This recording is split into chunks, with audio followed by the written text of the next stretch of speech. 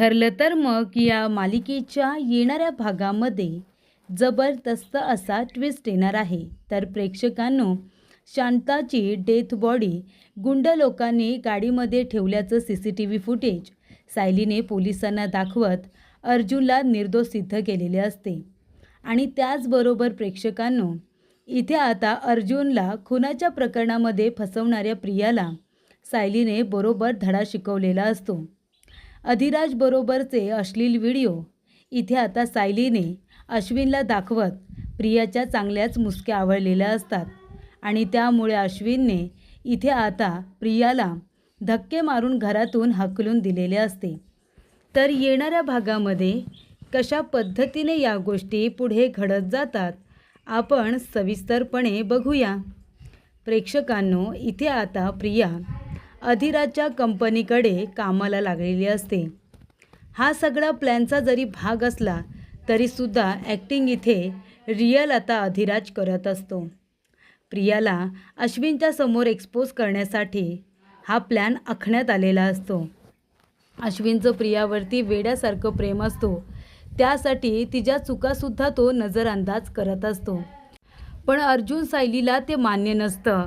सायलीला वाटत असतं की प्रिया अश्विन भाऊजींना फसवते, ते तिच्यावरती निरागस जीवापाड प्रेम करतात आणि प्रिया त्यांची फसवणूक करते, त्यामुळे मला वाईट वाटतं, मला रडू येतं अश्विन भाऊजींचं, कारण का त्यांची फसवणूक होते आणि आपण फक्त बघत बसतोय। आपल्याला माहिती आहे प्रिया किती नीच आहे, तरीसुद्धा आपण त्यांची मदत करू शकत नाही का? अर्जुन म्हणतो की अश्विनसमोर प्रियाचा खरा चेहरा आणण्यासाठीच तर आपण इतकं मोठं कारस्थान रचले ना। तू काळजी करू नको बायको, सगळं काही नीट होईल। पण इथे प्रिया खूपच कारस्थानी आहे। ती काही अर्जुन सायलीला घाबरते का? तिने एका बाजूला आता पैशांसाठी अधिराज बरोबर मैत्री केली आहे, तर दुसऱ्या बाजूला इथे आता शांताला शोधून काढून तिचा खून करून त्या खुनाच्या आरोपामध्ये अर्जुनला अडकवण्याचा प्रयत्न केलेला असतो। तर प्रेक्षकांनो, इथे आता प्रिया अर्जुनला कसं काय अडकवते, तर शांताला त्या खोलीतून बाहेर काढण्यासाठी शांताच्या घराच्या बाहेर आता एक नोटीस लावलेली असते। त्याच्यामध्ये लिहिलेलं असतं की तुमचं घर हे बेकायदेशीर आहे, त्यामुळे कारवाई होणार, तुमचं घर 2 दिवसात पाडण्यात येणार। जर बेकायदेशीर नसेल तर तुमच्या घराचे पेपर घेऊन तुम्ही ऑफिसला पोचायचं। त्यामुळे प्रेक्षकांनो, ही बातमी आता अर्जुनला चाळीतल्या एका बाईने दिलेली असते आणि तेव्हा अर्जुन शांताला फोन करून सांगतो। हा सगळा प्लॅन प्रियाचा असतो। प्रियाने काही गुंड कामाला लावलेले असतात शांताला मारण्यासाठी। तेव्हा शांताला समजल्यानंतर ती म्हणते, साहेब अहो, माझं घर म्हणजे माझा एकमेव आधार आहे। माझं छप्परच डोक्यावरती नसेल तर माझं कसं होईल? माझं छप्पर वाचवा साहेब। तेव्हा अर्जुन म्हणतो, तुम्ही काळजी करू नका, सगळं काही नीट होईल, आम्ही आहोत ना, तुमच्या घराला आम्ही काहीसुद्धा होऊ देणार नाही। तेव्हा सायली म्हणत असते, शांताताई तुम्ही नका काळजी करू, जे काही आहे ना ते आम्ही सगळं व्यवस्थित करू, तुम्ही फक्त स्वतःची काळजी घ्या, त्रास करून घेऊ नका। शांता म्हणते, नाही नाही साहेब, काय बी झालं तरी माझं घर वाचलं पाहिजे, माझं घर माझा आधार आहे साहेब, माझं घर वाचलं पाहिजे आणि त्यासाठी मी घरामध्ये जाऊन माझे कागदपत्र घेऊन येणार। मी हवं तर कुणाशी काय बी बोलणार नाही, पण मी जाऊन माझ्या घरातले कागदपत्र मिळवेनच। शेवटीला प्रियाने शांताला बिचारीला फसवलेलं असतं। कागदपत्र आणायला घरी आलेल्या शांताला प्रियाच्या गुंड लोकांनी मारलेलं असतं। तिचे हात मागे बांधलेले असतात, तिच्या पोटामध्ये चाकू खुपसलेला असतो। प्रियाच्या गुंडांनी शांताला मारून बरोबर अर्जुनच्या गाडीच्या डिक्कीमध्ये टाकलेलं असतं। ज्या ठिकाणी अर्जुनची गाडी बंद पडलेली असते त्याच ठिकाणी आता शांताला गुंड लोकांनी टाकलेलं असतं आणि तेव्हा प्रेक्षकांनो, अर्जुनला या प्रकरणामध्ये अडकवण्यात आलेलं असतं। जेव्हा अर्जुन त्या ठिकाणी येतो तेव्हा पोलीससुद्धा बरोबर असतात आणि प्रियाने ही बातमी, ही टीप पोलिसांना दिलेली असते की अर्जुन सुभेदारच्या गाडीमध्ये एक डेथ बॉडी आहे आणि ती डेथ बॉडी घेण्यासाठी अर्जुन आता तिथे आलेला असतो पोलिसांसोबत। तेव्हा अर्जुनला आधी माहिती नसतं की त्याच्या गाडीमध्ये काय आहे, त्याची गाडी तर बंद पडलेली असते, पण इथे प्रियाच्या गुंडांनी ही कामगिरी केलेली असते। आणि तेव्हा प्रेक्षकांनो, प्रियाचे गुंड लोक डेथ बॉडी टाकून निघून जातात आणि पोलीस जेव्हा गाडीची डिक्की उघडतात त्याच्यामध्ये शांता असते। अर्जुन सायली दोघेही घाबरलेले असतात. शांताकडे जो मोबाईल सापडतो त्याच्यामध्ये अर्जुनचा नंबर खूप वेळा डाईल असतो.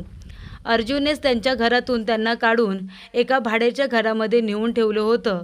त्यामुळे शांताला त्याने किडनॅप करून ठेवलं होतं असा आरोप त्याच्यावरती झालेला असतो आणि अर्जुनने तिला किडनॅप करून ठेवून त्याचबरोबर तिचा खूनसुद्धा अर्जुननेच केला आहे असा आता इथे गवगवा केला जातो.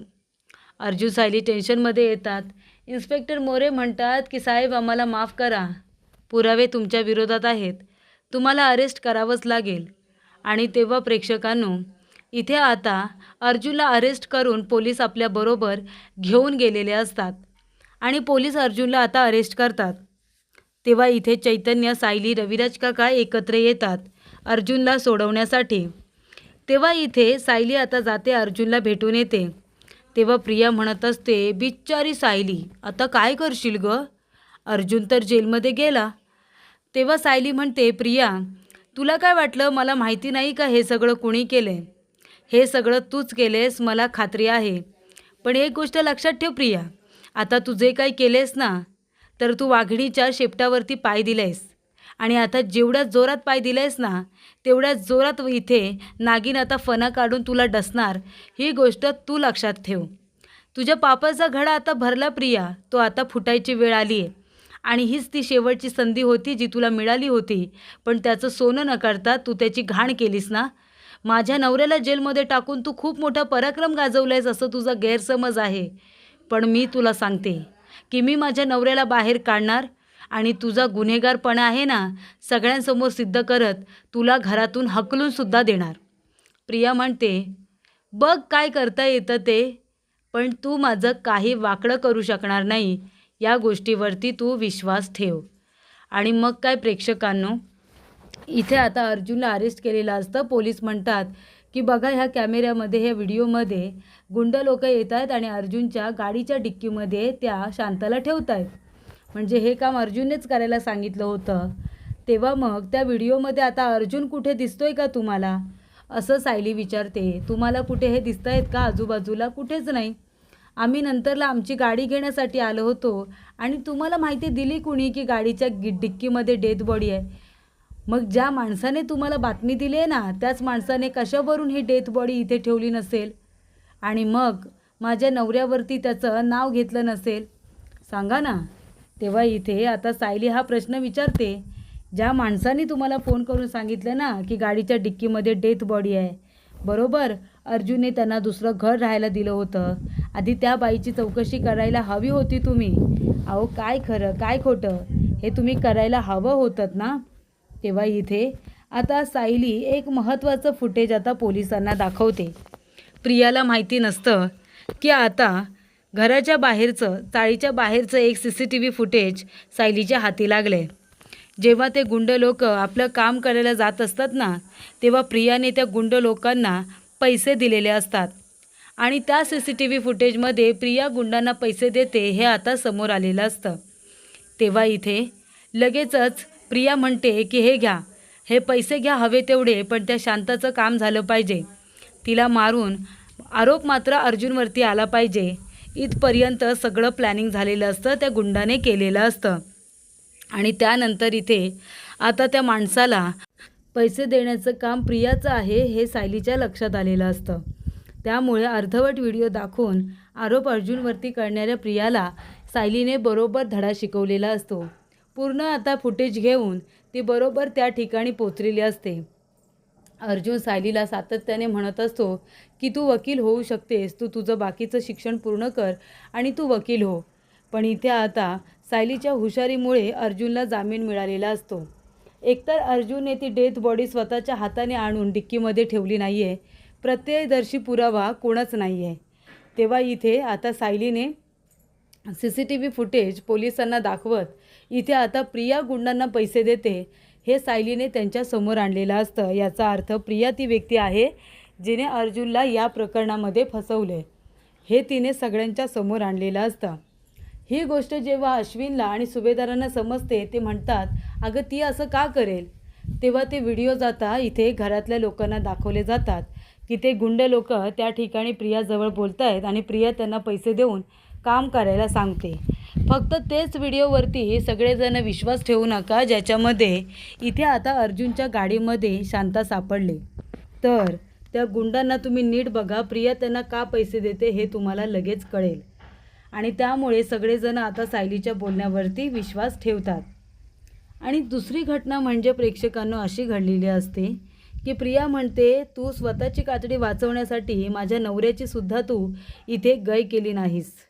माझ्या नवऱ्याला तू जेलमध्ये पाठवलंस. प्रिया, तुझं हे कारस्थान मी अजिबात सहन करून घेणार नाही. अजिबात नाही तुझं हे कारस्थान मी सहन करणार. तेव्हा ती म्हणते, काय गं, काय करणार आहेस तू? माझ्यावरती खोटे नाटे आरोप करणार आहेस का? तेव्हा सायली म्हणते, खोटे नाटे आरोप कशाला? तू कुठल्या कंपनीमध्ये कामाला आहेस असं तू आता अश्विन भाऊजींना सांगितलं होतंस ना? कुठल्या कंपनीमध्ये आहेस? फॅशन कंपनी कुठली आहे? ती म्हणते, अधिरा आहे, अधिरा. तेव्हा इथे ती म्हणते, हो का, अधिरा कंपनी आहे का? अधिराज भाऊजी जरा येत आहे का? अधिराज त्या ठिकाणी आता आलेला असतो. अर्जुनला फसवलेल्या या प्रियाला आता अधिराजने बरोबर धडा शिकवलेला असतो. अधिराजने आपली मैत्री निभावलेली असते, अर्जुनला मदत केलेली असते प्रियाचं खोटाडेपणा सगळ्यांच्या समोर आणण्यासाठी. तेव्हा इथे अधिराजने आता इथे प्रियाने मिठी मारलेला व्हिडिओ, हात पकडलेला, हातावर किस केलेला व्हिडिओ, हे सगळे व्हिडिओ आपल्याकडे जपून ठेवलेले असतात. आणि तेव्हा प्रेक्षकांनो अश्विन म्हणत असतो की फक्त तन्वी पैसे देते म्हणजे तिने सुपारी दिली होती असा अर्थ होत नाही. तिला सवय आहे गरीब लोकांची मदत करायची. ते लोक गरीब असतील. तेव्हा प्रिया म्हणते, हो अश्विन बरोबर रे, अरे ते लोक गरीबच आहेत म्हणून तर मी त्यांची मदत करते ना. पण ह्या सायलीला ते बघवत नाही म्हणून सायली मला नावं बोटं ठेवायला येते. तेव्हा तो म्हणत असतो की जरी पण तिचा विश्वास नसेल तरी तुझ्या नवऱ्याचा तुझ्यावरती विश्वास आहे ना तन्वी. तेव्हा अधिराज तिथे येतो. इथे आता प्रियाची बोलती बंद होते. सायली म्हणते, तू कुठल्या कंपनीमध्ये कामाला आहेस सांग ना अश्विन भाऊजींना. तर ती म्हणते की अधिरा कंपनीमध्ये, अधिरा फॅशन कंपनी आहे. तेव्हा ती म्हणत असते, अधिरा की अधिराज?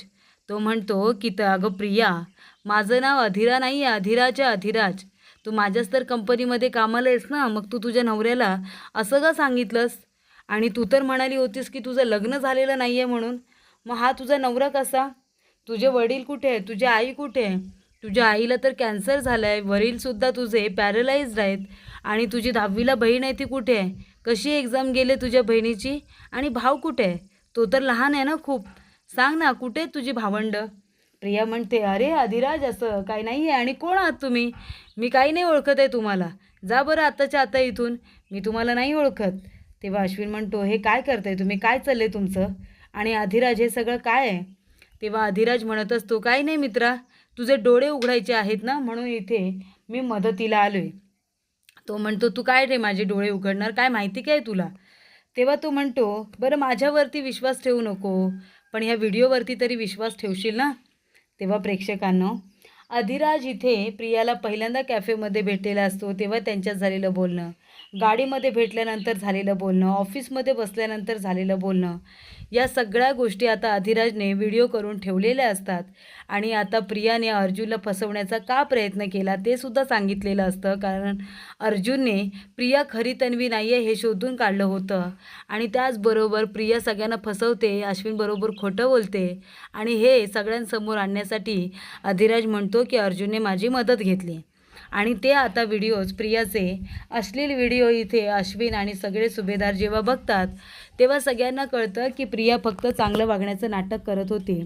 खरोखर ती अजिबात सुधारलेली नाही आहे. ती जशी नीच होती तशी ती अजूनही तेवढीच नीच आहे, हे सगळ्यांना आता समजलेलं असतं.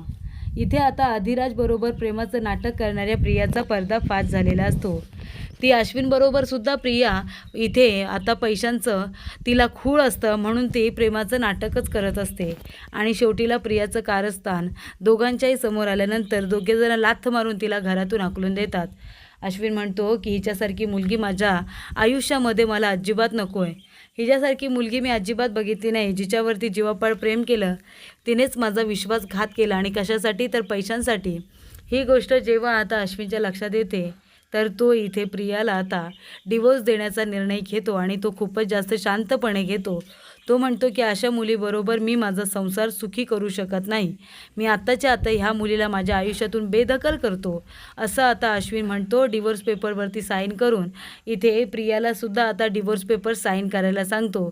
अशा पद्धतीने अश्विनने निर्णय घेतलेला असतो.